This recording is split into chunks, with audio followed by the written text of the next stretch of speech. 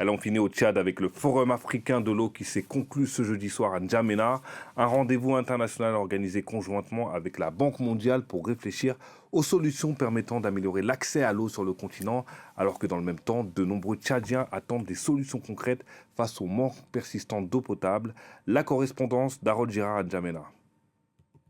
Plus de 40% de la population tchadienne n'a pas un accès qualifié de minimal à l'eau potable par les Nations Unies. Une priorité affichée du gouvernement et du président tchadien qui, lui, a invité à l'occasion de cette première édition du Forum africain de l'eau à N'Djamena ses homologues de la RDC, du Gabon, du Bénin, de la Mauritanie et d'autres.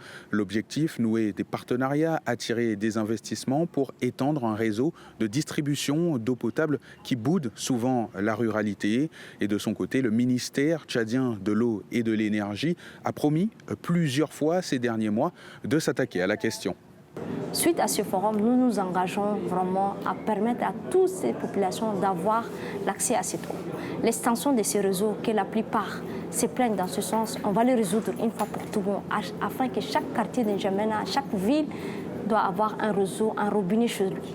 La décentralisation des activités dans les services ruraux, et qui va permettre vraiment l'accès au bas-fond, aux différentes structures, aux différents villages qui n'ont pas accès à cette eau, qui ne vont pas avoir des extensions de ces réseaux, qui permettra de réaliser des forages, des châteaux pour eux, qui va permettre de desservir et surtout d'assainir aussi leur environnement.